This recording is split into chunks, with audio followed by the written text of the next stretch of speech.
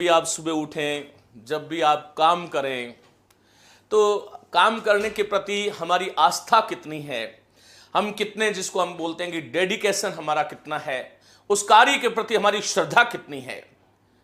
और इसीलिए ध्यान रखिएगा कि कर्म प्रधान विश्व रचि राखा। इस संसार में चाहे भगवत गीता को लीजिएगा, चाहे किसी भी शास्त्र को लीजिएगा, कर्म प्रधान विश्व रचि राखा। ये संपूर्ण जगत जो है इसमें कर्म ही प्रधान है, इस चाम का कुछ नहीं बंटता है, ये आपको ध्यान रखना है। पशु चाम का बनत नगारा, लेकिन जो है नर तेरी चाम काम नहीं आवे, बल जल होय अंगारा। हम अपने एक भजन है, नर तेरी चाम काम नहीं आवे, नर तेरी चाम काम नहीं आवे, बल जल होई अंगारा, जो बने धन पावना दिन चारा।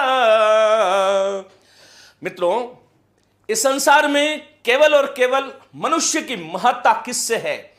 केवल और केवल कर्म से है। और इसलिए तुलसी बाबा लिखते हैं कि कर्म प्रधान विश्व रचि राखा, कि संसार में कर्म ही प्रधान है। जो जस करहि तस फल चाखा। इसीलिए भगवान जो है श्री कृष्ण भगवत गीता में कहते हैं, अवश्यमेव भोक्तव्यम शुभा कर्माणाम शुभाशुभ कर्माणाम फलम, कि हमें अवश्य ही भोगना होता है। यदि शुभ कर्म करोगे तो ये ध्यान रखना, मैं उन शास्त्रों के आधार पर आपको लिख के दे सकता हूं कि शुभ कर्मों का फल कभी अशुभ नहीं होता।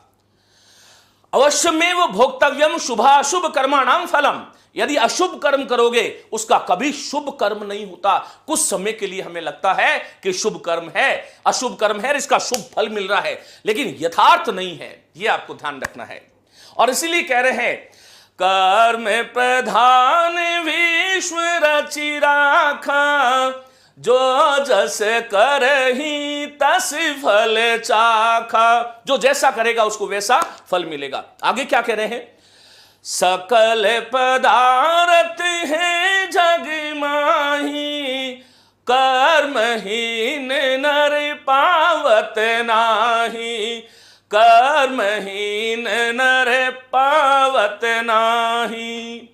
इस संसार में सब कुछ है, सफलता भी है, असफलता भी है, राम भी है, रावण भी है, सुख भी है, दुख भी है, दिन भी है, रात भी है, हर बात का विलोम बनता है।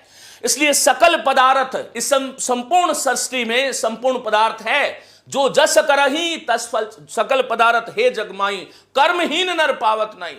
लेकिन जो कर्म से हीन है वह उसको कुछ भी नहीं मिलता है, उसको केवल और केवल रोना धोना मिलता है, वो केवल विलाप करता है, वो केवल संलाप करता है, जीवन में बड़ा काम नहीं कर सकता।